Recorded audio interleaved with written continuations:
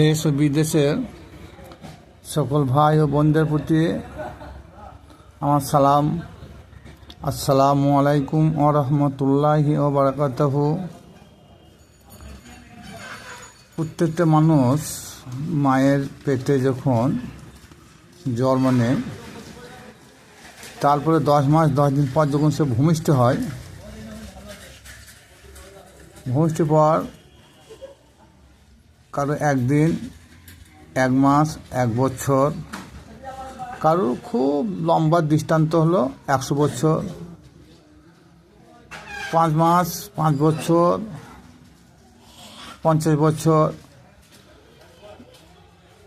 খুব বড় জোর 70, 80, 90 পর্যন্ত কারো হায়াত থাকে এই দুনিয়ার জিন্দিগিতে। কিন্তু এই দুনিয়ার জিন্দিগি যখন তার সমাপ্ত হয়ে যায়, তখন তাকে মৃত্যু বলা হয়। কার মৃত্যু হয় এটা আমাদের অনেকেই জানে না। আমাদের বাড়িতে কি গ্রামে যখন কোনো ব্যক্তির মৃত্যু ঘটে, সে মৃত্যু ব্যক্তি লাশটা ধরে আমরা আফসোস করতে থাকি, কে ক্রন্দন করতে থাকে। কিন্তু সে মৃত্যুর ব্যক্তির নাম ছিল হয়তো আব্দুল জব্বার। তা আব্দুল জব্বার আর আছে সেই বাড়িতে?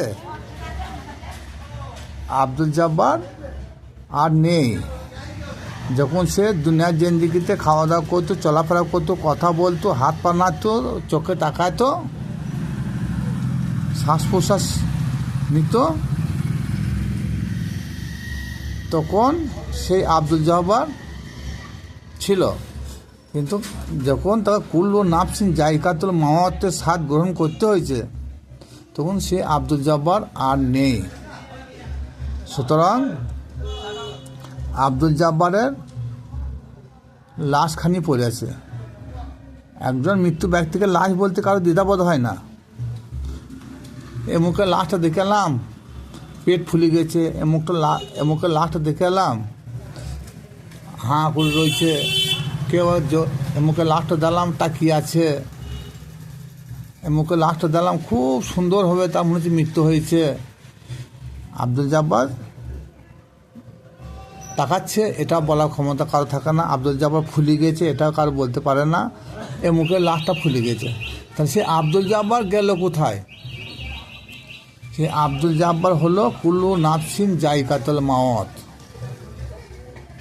আব্দুল জব্বারের ক্যাবিনেটটা যেমন একটা রেডিও। ছোটোবেলায় যখন আমরা খুব রেডিওর প্রচলন ছিল, সেই রেডিও বাজাইতাম, তখন সারা সময় সেই মিস্ত্রি কী করতো, রেডিওটার ক্যাবিনেটটা আর মেশিনপত্র আলাদা করে দিত। মেশিনপত্রগুলো সব খুলে নিত আর ক্যাবিনেটটা আলাদা জায়গায় ফেলে রাখতো। সেই মেশিনপত্রগুলো ট্রানজিস্টার বলো, গ্যাং বুস্টার বলো, মাইকি বলো, আর যত রকমের আরও পেয়ার পাস কোয়েল বলো, যেটা তার খারাপ হয়ে গেছে, সেটা মেরামত করার পর আবার সেই রেডিওর ক্যাবিনেটের মধ্যে সেটাকে আবার ভরা হয়। তখন সুইচ দিলে আবার চলতে থাকে। তা যখন সেই রেডিওটা একেবারেই খারাপ হয়ে যায়, আর হবে না, মিস্ত্রি বলে আর রেডিওটা ডেথ হয়ে গেছে, আর হবে না, আর পেয়ার পাসের কোনো কাজ নাই। তো সেই রেডিওটা কী করে, খুব নামি দামি রেডিও ছিল বলে তাকে পুরাইতে পারে না, ফেলে দিতে পারে না, বাড়িতে নিয়ে গিয়ে একটা জায়গায়, সুরক্ষিত জায়গায় রেখে দেওয়া হয়। তদ্রূপ ঠিক আমাদের যখন ডেথ হয়ে যায় কোনো ব্যক্তি বা মৃত্যু এসে যায়, তখন তার লাশখানটি তার ক্যাবিনেটটা পড়ে থাকে। তা মূল যন্ত্র বলতে এখানে কি বোঝানো হচ্ছে, সে নার্সটা মহান আল্লাহ পাক রব্বুল আলামিনের কাছে গিয়ে হাজির হয়। কিন্তু অনেকে বলে থাকে যে রুহ কবজ হয় না। কারণ কোরআন বলছে কুল্লু নাফসিন জায়কাতুল মওত, যে আলেমরা, যে মুফতি মুহাদ্দিস মুফাসসিররা বলছেন যে রুহটা কবজ করে চলে গেল, কিন্তু এগুলো অজ্ঞানতা ছাড়া অন্য কিছু নয়। কারণ কুল্লু রুহিল জায়গাতুল মত কথাটা কোনো জায়গায় লেখা নাই। তাহলে নাফসটাকে মালিকুল মত কবজ করে নিয়ে গেছে। আর সেই রেডিওর মতন সেই সুন্দর ক্যাবিনেটটা, বদ্যিখানটা সুরক্ষিত জায়গায় রাখা হয়, সেটা কবর। কারণ মানুষ মৃত্যুর পর যদি ফাঁকা জায়গায় পড়ে থাকে, তার মধ্যে রোদ পাবে, পানি পাবে, ঝড় বাতাস পাবে, আস্তে আস্তে আস্তে আস্তে ফুলি পার ভান্ডার হবে। এমন একটা দিন আসবে সেখানে কুকুর বেলা ছিঁড়ে ছিঁড়ে খাবে। আর যদি মেয়ে মানুষ হয়, তার ইজ্জতটাকে সুলভতা দেখবে। আর মানুষ পচা খুব দুর্গন্ধ, এমন একটা ভাইরাস ছড়াবে, মানুষ বিভিন্ন রোগে জড়িয়ে যেতে পারে। তার জন্য বলা হয় সেই ব্যক্তির লাশটাকে একটা সুরক্ষিত জায়গা বলতে কবরকে নির্ণয় করা হয়েছে, সেখানে রেখে দেওয়া হয়। এবারে সেই মৃত্যু ব্যক্তি, অর্থাৎ সেই আব্দুল জাব্বারের কথা যেটা বলছিলাম, সেই আব্দুল জাব্বার যে মৃত্যুবরণ করেছে, আব্দুল জাব্বারের লাশটাকে আর কবরে দেওয়া হয় না। কারণ কিছু কিছু সমস্ত আলেমদের মত এটা, যে কবরের সওয়াল জবাব হয়, মুনকার নাকির দুজন ফেরেশতা আসবে। এটা কোরআন বিরোধী কথা, যদিও হাদিসে এত উদ্ধৃত আছে, কিন্তু কোরআনে কোনো উক্তি নাই। তাহলে কোরআনের বলেছে মানুষের দুবার জীবন বা দুটি জীবন দুটি মরণ। সুতরাং যদি সে দুনিয়ার জিন্দিগিতে ভালো কর্ম করে থাকে, তার সে নাফসের উপর সেরকম সাজা হবে। আর যদি ভালো কর্ম করে থাকে, তাকে ইল্লিন নামক জায়গায় তাকে রাখা হবে। ভালো কর্ম ফল ইল্লিন, খারাপ কর্মের ফল, বদকর্মের ফল সিজ্জিন। আমাদের যে দেহটা ধরে আমরা সেদিনে কাঁদছিলাম, যে মুখটা আমরা ভুলতে পারছিলাম না, সেই মুখটা, সেই দেহটা কোনো আজাব হবে না। আজাব হবে তার রুহের নয়, নাউজবিল্লাহ, তার নাফসের। কারণ দুনিয়ায় আমাদেরকে পাঠানোর আগে, যখন জগৎ সৃষ্টি হয়নি, তখন আদমের পৃষ্ঠ হতে সমস্ত নাফসগুলোকে, সমস্ত জীব আত্মাগুলোকে বের করে আল্লাহ পাক রব্বুল আলামিন সেদিন জিজ্ঞেস করেছিলেন, আলাস্তু বিরাব্বিকুম। প্রথমেই তারা মানতে চায় নাই। কি বলেছিল? আপনিও যা আমরাও তাই, আপনাকে রব বলে মানতে পারি না। আল্লাহ পাক রব্বুল আলামিন তাদেরকে একটু হালকা সাজা দিল। তারপর আবার কিছুদিন পর বলো আলাস্তু বিরাব্বিকুম। সেদিনও তারা বালা বলে নাই। এইভাবে দুবার তিনবার পর চতুর্থবারে যখন তাদেরকে সেই রুহের খোরাক বন্ধ করে দিয়েছিল, তখন আমাদের ভাদ্র আশ্বিন মাসে মাঠে এসে ডাঁকি পুঁটি মাছ অল্প পানিতে থাকে, তারপরে সেই পানি যখন খুব খাটিয়ে যায়, তখন সেখানে আর উঠে যাবার ক্ষমতা থাকে না কোনো জায়গায়। তখন তারা কী করে? ছটপট করে। সেই জীব আত্মাগুলো তখন ওই রকম, যখন তাদের খাবার বন্ধ করে দেওয়া হয়েছিল, তখন তারা ছটপট করতে লেগেছিল। তখন সেখান থেকে তুলে নিয়ে এলো আল্লাহ পাক রব্বুল আলামিন পুনরায় জিজ্ঞেস করলো আলাস্তি রাব্বিকুম, তখন তারা আর আপনিও যে আমরাও তাই সে কথাটা বলেন নাই, বলল বালা। তারা বলল বালা, যেদিকে আমরা বলে থাকি কলবালা, মানে কলবালা। তারা বলল, কি বলো, আপনি আমাদের প্রভু। বালা, বালা শাব্দিক অর্থ হচ্ছে প্রভু।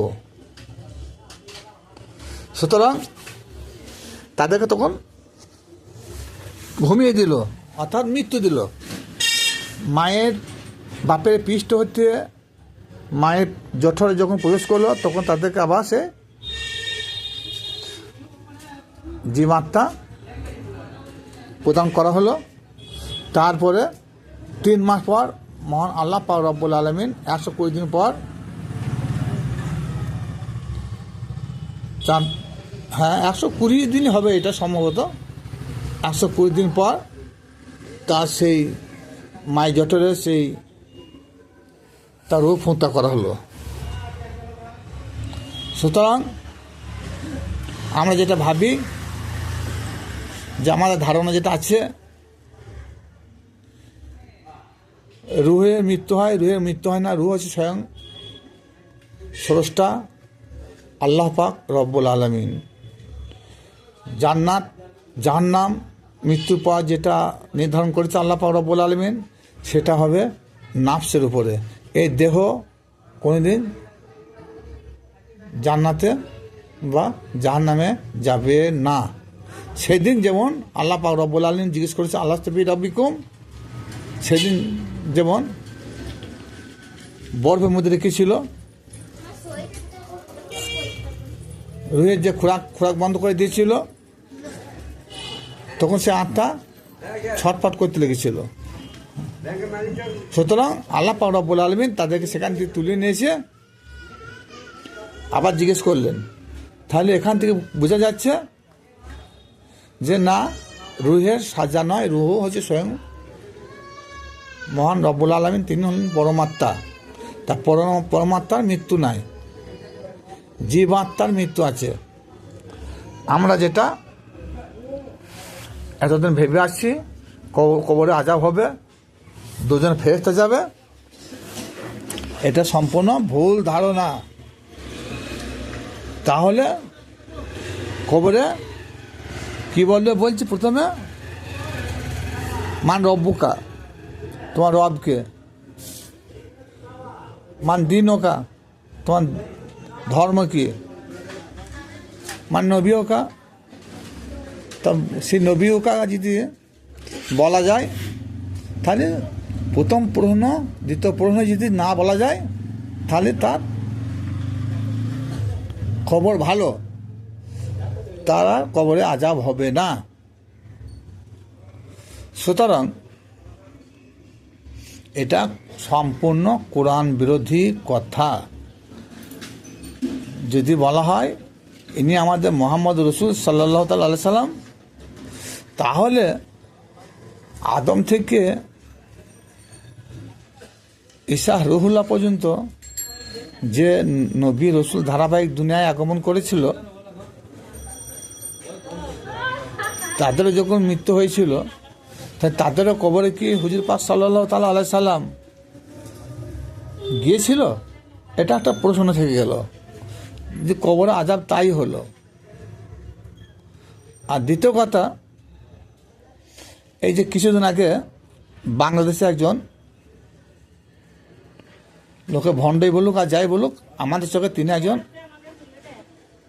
আল্লাহর ওলি, যেটাকে বলা হয় নুরু পাগলা। সেই নুরু পাগলা মৃত্যুর পর 15 দিন পর, কেউ বলছে 3 সপ্তাহ, তার লাশটাকে তুললে কবর থেকে তাকে পুড়িয়ে আবার পুরানো হলো। কী হলো, যে এই লোকটা নামাজ পড়তো না, নিজেকে ইমাম মেহেদী আলাইহিস সালাম বলে দাবি করতেন, জুমার নামাজ পড়তেন না, রোজাও রাখতেন না, এক কথায় তিনি শরীয়তে কোনো ইবাদত বন্দেগীও তিনি করতেন না। তাহলে নিশ্চয়ই সেই ব্যক্তির আযাব কবর হবে। তা সেই সব আলেমদেরকে বলতে চাই যে নুরু পাগলা যে এই যে এরকম না ফার্মানি কাজ করে সে মৃত্যুবরণ করলো কবরে, তার নিশ্চয় তার আজাব হয়ে গেছে। সে রোজা রাখে নাই, নামাজ পড়ে নাই, জুমা নামাজ পড়ে নাই, পাঞ্জাগানা পড়ে নাই, হ্যাঁ, নিজেকে ইমাম মেহদি আলাইহিস সালামের দাবি করেছেন, তাই তো মহা আজাবের কথা। সেই সে মহা আজাবে যদি কবরে আজাব হলো, তাহলে মহা আজাব যখন তার কবরে ভোগ করতে হয়েছে, সে হতভাগা কান্নার দল মৌলবীরা, তাদেরকে বেশি খারাপ ভাষা বলতে পারছি না আমি, যে ওরে ও কানার দল মৌলবীরা, তোরা যে ভালো করে জানি যে কবরে আজাব হয়, তা সেই 21 দিন কি 22 দিন কি 15 দিন পর সেই নুরু পাগলার দেহটা তুলি তোরা আবার আজাব দিলি? এটা কোরআনে কোন জায়গায় আছে, হাদিসে কোন জায়গায় আছে?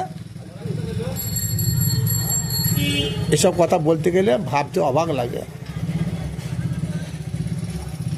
এত চিন্তা ভাবনা করবেন যে কথাটা বললাম, কবরে আজাব যদি থেকেই যায়, তাহলে নিশ্চয়ই সেই ব্যক্তি নামাজ পড়ে না, রোজা রাখে না, জুমা নামাজ পড়ে না, নিজেকে জামানার ইমাম মাহিদি বলে দাবি করেছেন, তাই তো মহা অপরাধ। তাহলে এইরকম মহা অপরাধ করে যে মৃত্যুবরণ করবে, তার কবরে তো অবশ্যই আজাব হবেই হবে, কেউ আটকাইতে পারবে না। তা কবরে সে লোকটা আজাব হলো, জাহান্নামে থেকে তার কবর ফুটো করে যে জাহান্নামে আগুন কবরে দেয়া হলো, কবরে দুই মাটির মেশিনে গম পিসার মধ্যে তাকে ময়দা পিসা করা হলো, অথচ কবর থেকে তার লাশ অটুট থাকলো, তা হাড়ও ভাঙলো না, তা কাপড়ে কাপড়ও পুড়লো না, মনে হচ্ছে এখনই মানুষ ঘুমিয়ে আছে। তাহলে এগুলো হলো ভ্রান্তমূলক কথা। কবরে আজাব আছে এই কবর নয়, সেই কবরটা একজন কামেল অলি ধরে কামেল পীর মুর্শিদের কাছে গিয়ে জানার চেষ্টা করবেন যে কবরে আজাব যদি থাকে সে কোন কবর, সে আজাবটা কীভাবে হয়, আর যদি জান্নাতি হয় সেই জান্নাতটা কী জিনিস, কীভাবে ভোগ করা যায়, কোথায় ভোগ করা যাবে, সে জান্নাতের স্বাদ কেমন, সেটাও একজন পীর মুর্শিদ ধরুন। কারণ এমন কিছু কথা আছে সেগুলো আলোচনার মধ্যে সরাসরি বলা যায় না। যেমন আবু হুরায়রা রাদিয়াল্লাহু তাআলা আনহু তিনি বলছেন, আল্লাহ নবী পাক সাল্লাল্লাহু তাআলা আলাইহি সাল্লামের কাছে আমি 2 রকম হাদিস শিক্ষা করেছি। এক ধরনের হাদিস সকলের কাছে প্রকাশ করা যেত, আর এক ধরনের হাদিস যদি সমাজের কাছে আমি প্রকাশ করতাম খোলামেলা, তাহলে আমার কণ্ঠনালী কাটা পড়তো। তা আমি এটা এখানে বলতে চাইলাম না। তো ওই রকম লোকে কেউ হয়তো বলবে কাফের বলবে, কেউ শালা বলবে, কেউ মূর্খ বলবে, কেউ ভণ্ড বলবে, ইত্যাদি ইত্যাদি বলছো। তাই